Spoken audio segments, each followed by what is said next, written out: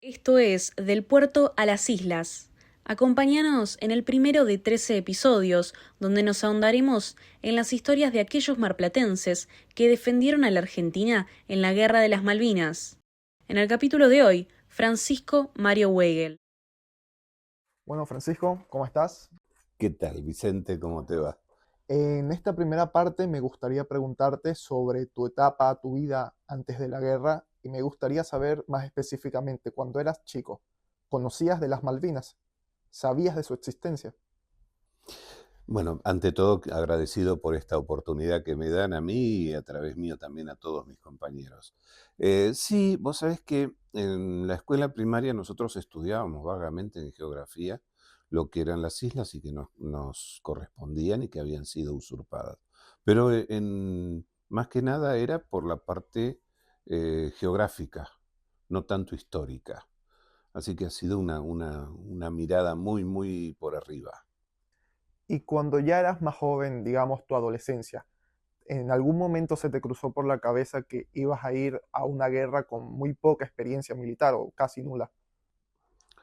No se me cruzó por la mente que pudiera llegar a ir. Sí se me cruzó el deseo de que pudiéramos en alguna oportunidad recuperarlas, pero por las vías diplomáticas, porque las condiciones estaban más o menos dadas para eso. Había una orientación para hacer diplomacia, pero no pensé que podríamos llegar a un conflicto bélico. Bueno, o sea, en ese momento no se visoraba que pudiese llegar a una situación como la que se vivió. No, no, no, no, no. Y cuando te toca a ti ir a Malvinas, ¿cómo te enteras? Bueno, yo soy marino mercante y hoy es 25 de noviembre, es el Día de la Marina Mercante, así que aprovecho a saludar a todos mis compañeros marinos mercantes. Trabajaba acá en Mar del Plata en los buques pesqueros y habíamos llegado de un viaje habitual de la pesca cuando nos dicen, bueno, no se puede salir más. Y pocos días después llegaron a informarnos de que el barco al que yo estaba afectado, el María Luisa, que hace poquito lo desguazaron, eh, estaba convocado para ir a Malvinas. Entonces ahí nos dijeron, bueno, el que guste ir, el que tenga voluntad de ir, puede quedarse a bordo y el que no, se puede bajar. Necesitaban una cierta cantidad de gente. Bueno, perfecto, nos quedamos los que decidimos quedarnos, los ofrecimos voluntarios los que fuimos. ¿Y qué te llevó a tomar la decisión? O sea, ¿cuál fue el impulso que te motivó a ir? Mm, Yo tengo una particularidad, como mi apellido lo indica, soy de origen alemán, austríaco en realidad. Mi abuelo participó en la Primera Guerra Mundial. Mi padre y mi abuelo se ofrecieron voluntarios para la Segunda Guerra Mundial. O sea que yo no sé si es algo que va dentro de la sangre o qué, pero cuando a mí me dijeron Malvinas, hay una guerra, hay que defender el territorio, no lo dudé, me ofrecí voluntario. O sea, como que sentiste una obligación moral de ir. Sentí que iba a fallar contra la patria y contra mis principios y no iba. Y antes de ir, porque como me cuentas fue algo que se dio de sorpresa, ¿sientes que hubo algo que debiste haber hecho o te quedó algún asunto pendiente acá en el país antes de zarpar para las Malvinas? Cuando nos dijeron a nosotros de ir, una de las cosas que se dijo, los que íbamos a ir, es que no podíamos comentar a nadie qué es lo que íbamos a hacer o qué es lo que íbamos a iniciar. Lo que a mí me quedó pendiente, yo estaba recientemente puesto de novio con la que es mi señora y no le comenté nada. Sí le comenté a mi padre, sí le comenté a mi madre, pero no a ella, por esa palabra de decir tiene que haber un silencio. Fuera de lo que es el círculo íntimo, no se puede decir nada de lo que estaba por pasar o de lo que podía llegar a venir. ¿Qué es lo que iba a venir? No sabíamos, pero tampoco podíamos decir vamos a salir a. Así que los únicos que se los dije fue a mi padre y a mi madre. Mi hermana ya no vivía con nosotros, así que tampoco se lo dije a ella, se enteró después. Eh, y me quedó pendiente ese. Es el día de hoy que de eso sí me puedo llegar a arrepentir, de no haberle confiado también a mi señora lo que iba a pasar. Y ya entrando un poco más en la parte cuando estamos ya en la guerra, ¿qué recuerdas del recorrido o cuando estabas yendo camino a las Malvinas? ¿Qué se comentaba entre ustedes? Nosotros salimos con un operativo a sobre cerrado, el cual la indicación era abrir el sobre 24 horas después de zarpado. Me dijeron, salgan de acá con tal rumbo y a 24 horas abran el sobre y lean las instrucciones. Eso hicimos. Entonces las instrucciones nuestras no eran ir a Malvinas. Nosotros salimos de acá hacia el noreste, íbamos a buscar la ruta de la flota británica.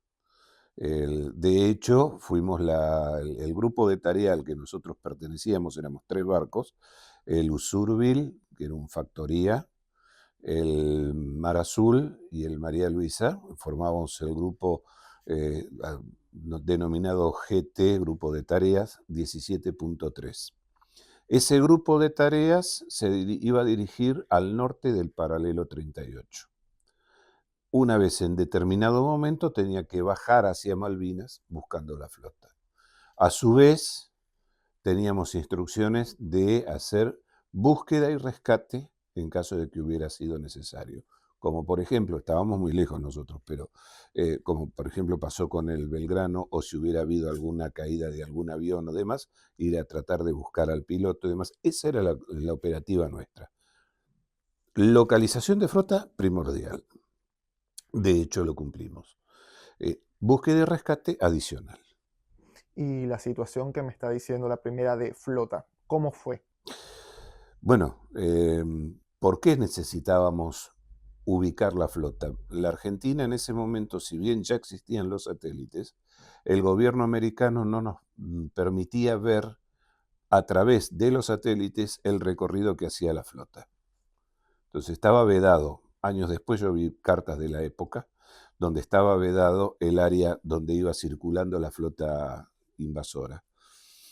Y entonces había que hacerlo a la antigua, a la vista. Y nosotros entre los 3 barcos, con nuestros radares, podíamos cubrir 120 millas, ubicados en forma escalonada, podíamos barrer 120 millas y eso nos iba a ir dando la posición radar de lo que venga. Después tendríamos que ir a ver qué es lo que era, lo que se veía en el radar. O sea que algunos de tus compañeros tuvieron que desembarcar o ir más profundo de lo que tú estabas.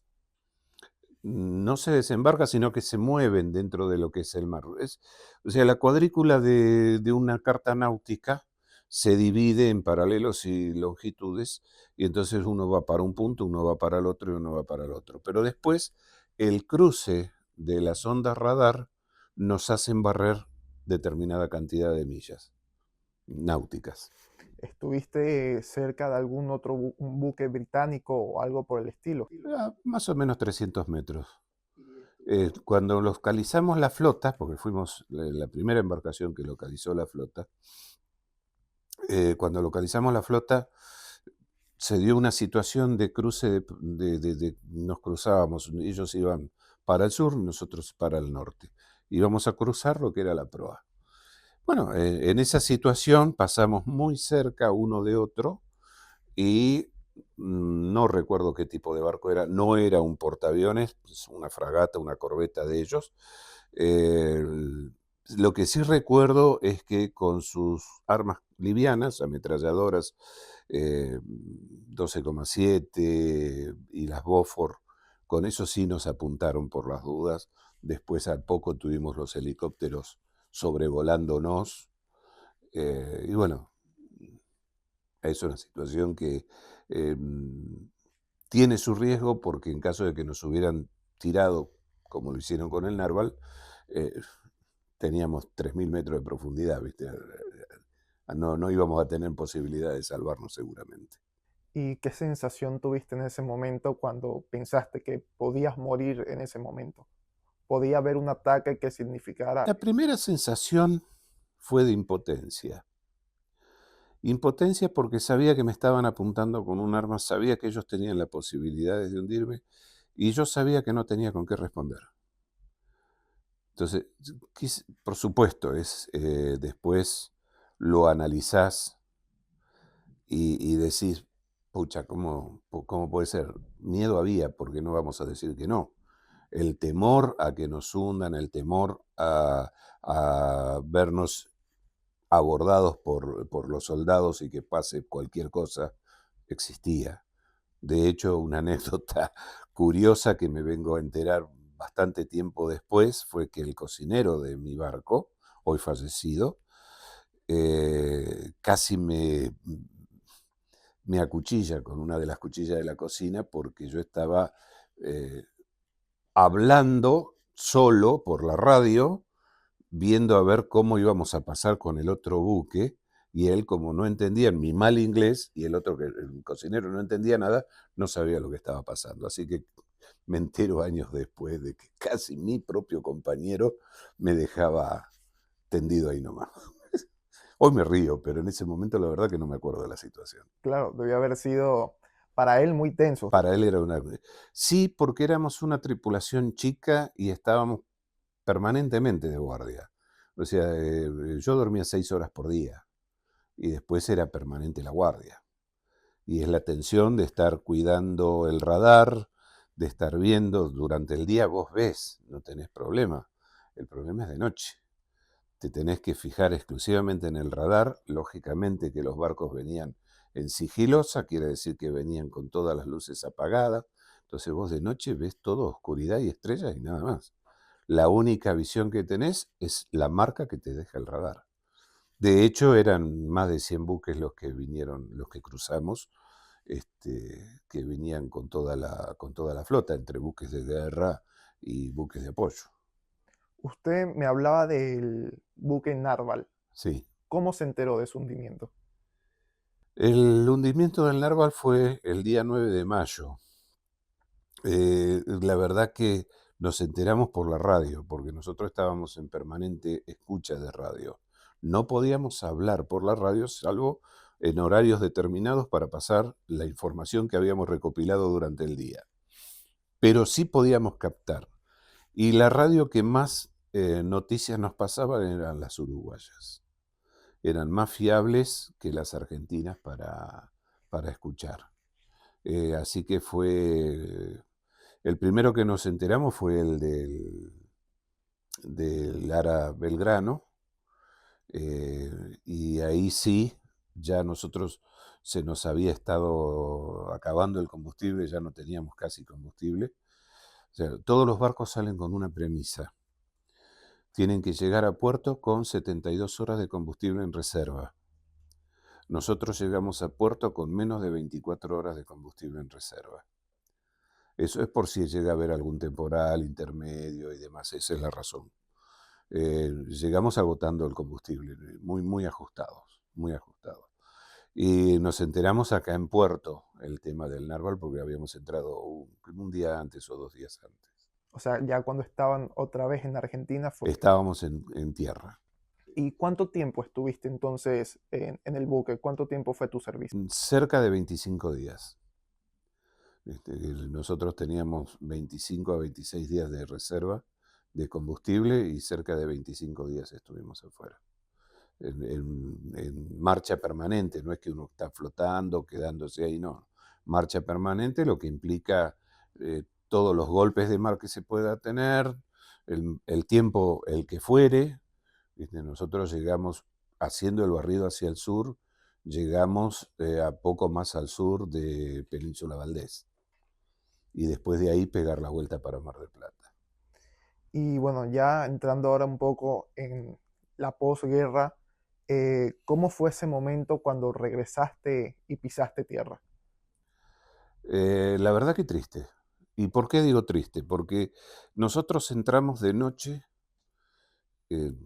no había ni bandas, ni familiares, ni nada, estábamos solos, eran como las 10, 11 de la noche, y nos dijeron, bueno, de acá lo que pasó, por 25 años prohibidísimo hablar del tema ni con la familia.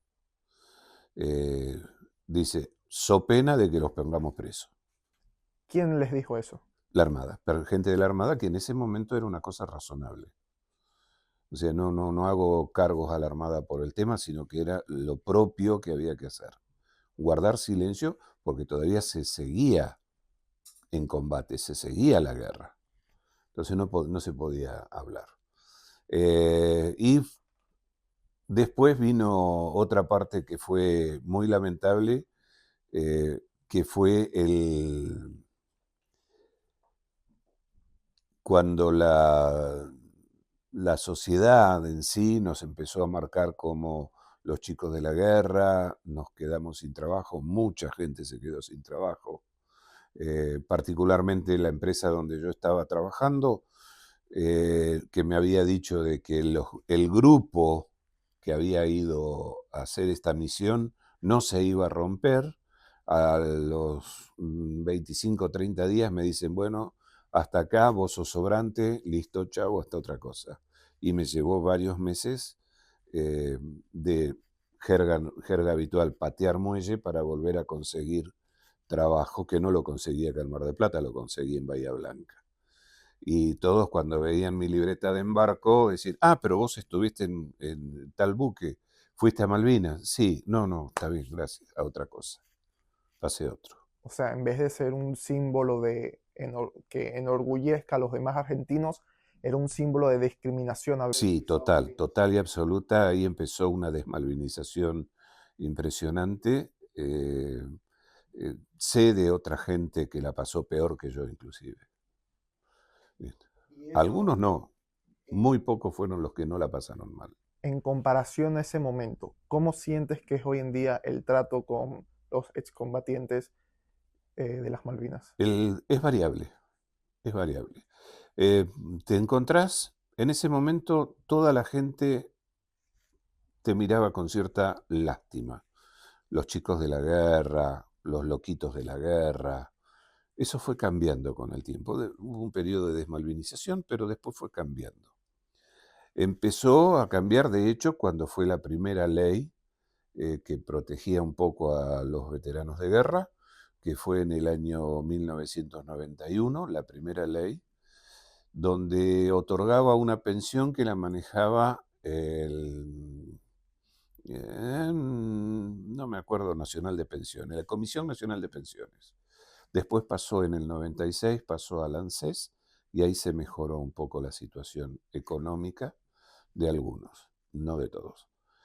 De hecho, hay un periodo entre el año 82 y el año 91 que no se le pagó pensiones a nadie y está en juicio. El entonces, que después fue vicepresidente Amado Boudou, reconoció la deuda, pero todavía sigue en juicio. El difunto presidente Kirchner, en una de sus alocuciones en el Monumento a la Bandera, dijo que era una vergüenza que los veteranos de guerra tengan que hacer un juicio para cobrar algo que les corresponde, pero seguimos en juicio, no se hizo nada para que eso se solucione. Entonces, ahora sí, y otro dato más, viniendo más acá, cuando fueron los 200 años de la República Argentina, de la independencia argentina, se hizo un desfile muy importante en la ciudad de Buenos Aires, donde los veteranos de guerra nos prohibieron entrar. Y el gobierno de ese entonces, para simular a los veteranos de guerra, contrató a unos jóvenes de fuerza bruta para hacer un acto. Y ellos fueron los que desfilaron, pero los veteranos de guerra no. A mí me consta cuando fue, si alguno se recuerda, el tema de la fragata Libertad, que fue secuestrada en África y después llegó acá a Mar del Plata, se hizo un acto muy importante, donde estaban invitados los veteranos de guerra, a la cual no me dejaron entrar, porque solo entraban aquellos que correspondían al partido gobernante. Lamentablemente, yo represento una institución de veteranos civiles, fui con mi bandera, con mis acompañantes, y no pude llegar a menos de 300 metros de la fragata Libertad, ni del palco donde estaba el acto al cual nos habían invitado. Entonces, ¿qué te puedo decir? La ciudadanía nos apoya. La ciudadanía nos aplaude y a mí me llena de emoción cuando un ciudadano me dice gracias por su servicio. Realmente me llena de emoción, me llena de orgullo porque se están dando cuenta de que un veterano se trata de una forma, no es que somos especiales, necesitamos un mimo especial, no somos diferentes, somos una parte de la historia viva. Viendo un poco, le quería mostrar este portada de diario, del diario Gente, que dice estamos ganando, ¿no? Muestra a combatientes en, digamos, poses de batalla. O sea, ¿qué puede pensar usted de esa imagen o a qué lo asocia cuando lo ve así a primera instancia? Si vamos a ver la historia, gente, por supuesto, en todas guerras siempre hay publicaciones y siempre gana el que imprime el papel. De hecho, Goering, que sabemos que era la persona que estaba a cargo de la publicidad en la Segunda Guerra Mundial de parte de Alemania, fue el primero que dijo, miente, miente, miente, que algo queda. Y esto es lo mismo. Decir que estamos ganando era una exageración, pero tampoco estábamos perdiendo. Por eso yo hoy estaba hablando de un libro, No Picnic, fuera de cámaras, en el cual el almirante Woodward, que era la persona que estaba a cargo de los comandos británicos, reconoce que si la guerra hubiera durado 48, 72 horas más, hubiera sido él el que se tenía que rendir. De hecho, los mismos soldados británicos reconocen que se encontraron con una resistencia feroz por parte de los argentinos que no esperaban. Ellos pensaban que era venir y sin mayor esfuerzo volver a usurpar las Malvinas. Y se encontraron con que no, con que acá había mucho más testículos de lo que ellos mismos pensaban. ¿Un momento tuviste contacto directo con un excombatiente británico? Sí, sí, y me costó muchísimo. Mi contacto directo con un excombatiente británico fue una cuestión, permiso, que me hizo comprender muchas cosas. Fue bastante complicada, bastante difícil. Uno de mis mayores amigos es infante de marina. Y él había sido atacado, ametrallado, su grupo, en un helicóptero, por un helicóptero, perdón. Con los años se encuentra con el infante de marina que estaba en el helicóptero que lo había ametrallado. Se encontraron acá en la Argentina. Se abrazaron todos, se vieron, se charlaron. Y este muchacho, yo me puse a charlar con los dos, y este muchacho me dijo, en ese momento éramos enemigos. Él defendía lo que él consideraba y yo defendía lo que consideraba. Hoy han pasado ya 25 años, ¿y por qué no voy a hablar con él si somos los dos soldados? Entonces ahí me hizo un clic, digo, claro, lógico, del otro lado también hay seres humanos. Hablando con una eminencia en psiquiatría, el doctor Stein, lamentablemente hoy fallecido, nos hizo comprender que el sufrimiento del soldado argentino, el padecimiento, los suicidios y el estrés postraumático sufrido por el soldado argentino, también lo sufrían los soldados ingleses. Entonces, uno tiene que comprender que es el momento de la historia ese. Hoy soy tu enemigo. No quiere decir que mañana sea tu enemigo. Bueno, y le muestro una imagen de Margaret Thatcher, quien en aquel momento era quien mandaba en el Reino Unido. Me comenta que no siente hoy en día ningún rencor hacia otros excombatientes británicos porque eran de algún modo sus iguales. Pero al ver una imagen de ella, ¿tienes el mismo sentimiento? Acá los sentimientos son encontrados. ¿Por qué? Porque tanto Margaret Thatcher como la Junta Argentina aprovecharon un momento. Hay que entrar en la contextualización de lo que era Margaret Thatcher en su país en ese momento. Estaba muy mal vista, su gobierno estaba en decadencia y estaban a punto de, por cuestiones económicas, reducir la flota de mar al 50%. Entonces, eso era una debacle para el británico. Por consiguiente, para la OTAN.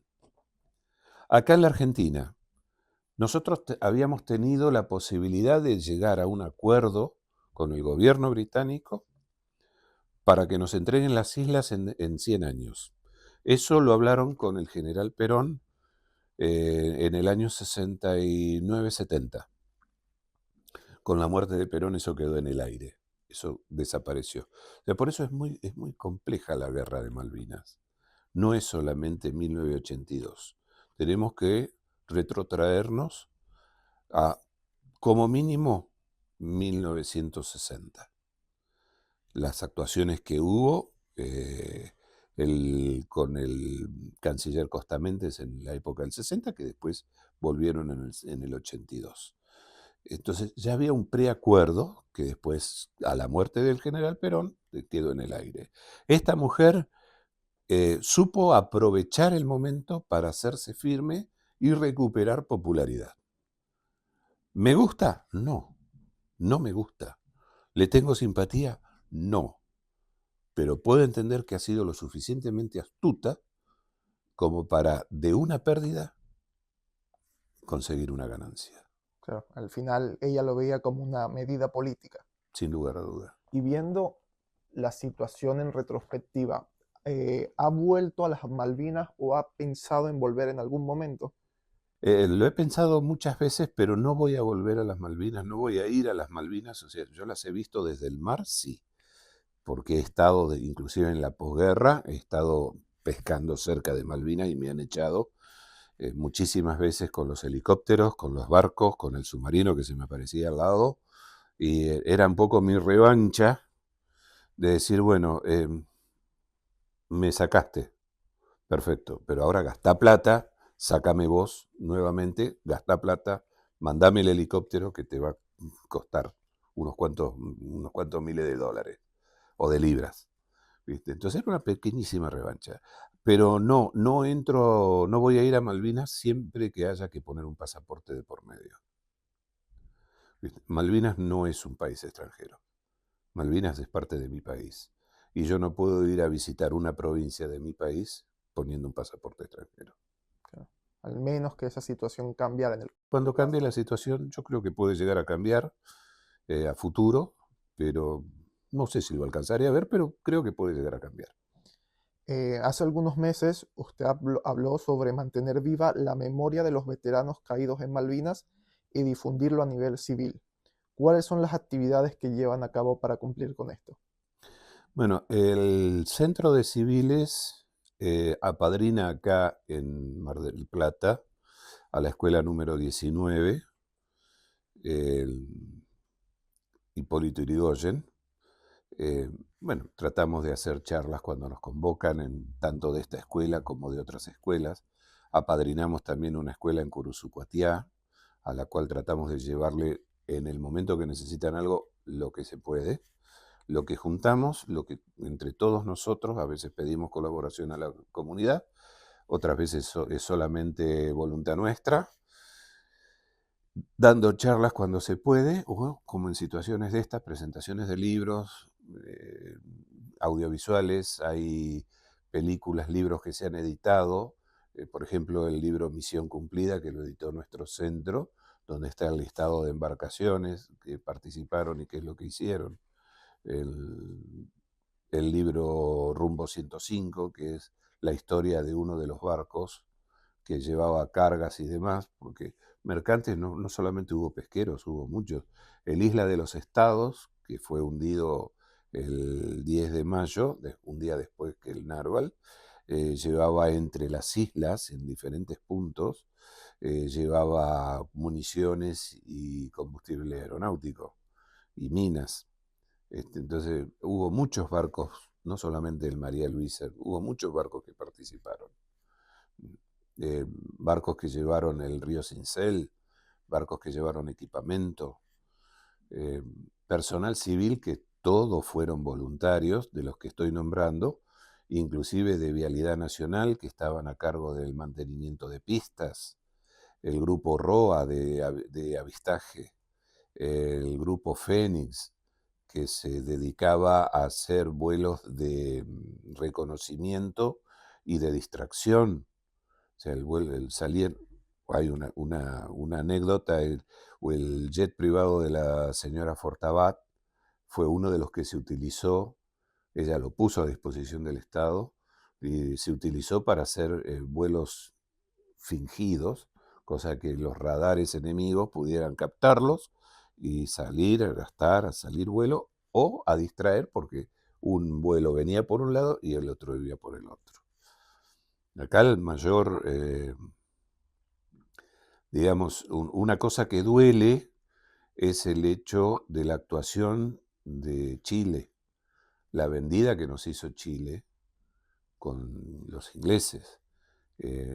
Chile le dio a Inglaterra todas las pistas aéreas del sur y entonces ellos podían volar con unos aviones especiales radar y captaban sobre aire chileno, espacio aéreo chileno, captaban las Islas Malvinas. Entonces veían todos los movimientos, tanto navales como aéreos, que pudieran haber salido. Por eso había que hacer muchas maniobras de distracción. ¿Y por qué considera que se da esa traición siendo Chile un país latinoamericano que está al lado de Argentina? Chile tenía miedo de los argentinos porque todavía tenemos problemas limítrofes. Muchos de esos problemas estaban solucionados a principios del siglo 1950 aproximadamente. Caímos en algunos diferendos con las Lennox Picton y Nueva en el 78. Estuvimos muy cerca de llegar a un combate y lógicamente en el 82 ellos dijeron, si cae Malvinas es probable que después vengan por nosotros. Y entonces nos traicionaron. Son los hermanos chilenos a los que cada vez que hay un incendio nosotros les vamos y les ayudamos, en terremotos les ayudamos, siempre les ayudamos. Tienen la entrada a nuestro país, pueden trabajar abiertamente, sobre todo en la zona sur. Y hay muchos chilenos que están en las Islas Malvinas que no quieren que sean argentinas. Ellos quieren, no sé si querrán que sean chilenas, pienso que no. Quiero creer que no. Pero sí defienden que sean británicas para ellos poder seguir trabajando tranquilamente. Te devuelvo una vez más al pasado, te muestro esta foto, quien en ese entonces era el presidente de la Junta Militar. Galtieri, sí, sí. ¿Qué piensas cuando ves esa imagen? Pienso un error de concepto y una mala comunicación con el resto de sus subordinados y sus pares. ¿Por qué? ¿Por qué un error de concepto? Porque yo recuerdo haber visto poco antes de entrar en guerra, en la recuperación de las Malvinas, poco antes vi la plaza llena para sacarlo a él y a todo el gobierno militar. Ya estaba en capa caída, ya estaba viniéndose abajo toda la junta militar. Ya era insostenible la situación.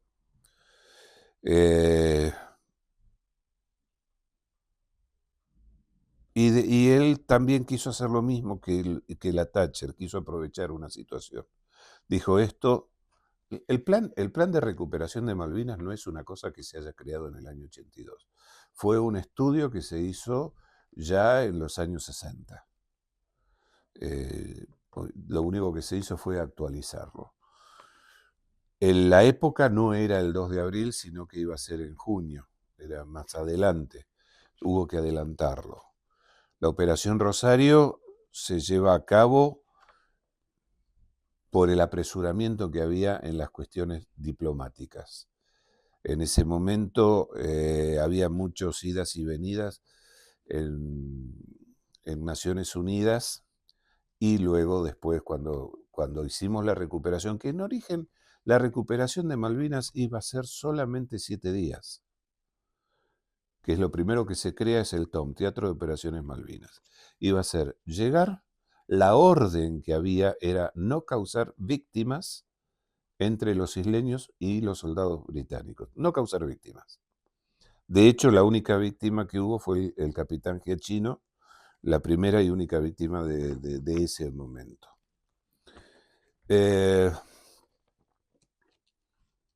Después, en Naciones Unidas hubo varios planes, idas y venidas de Alexander Haig, que estaba apoyando más a los británicos que a la verdad argentina. A nosotros nos asiste la historia, que eso ya sería para otro tema bastante prolongado. Pero esta persona para mí se equivocó el momento, equivocó las formas. ¿Está bien? ¿Está mal? No lo sé. Eso va a ser la historia la que lo juzgue. Yo creo que actuó equivocadamente, pero es mi parecer. No me representa en absolutamente nada.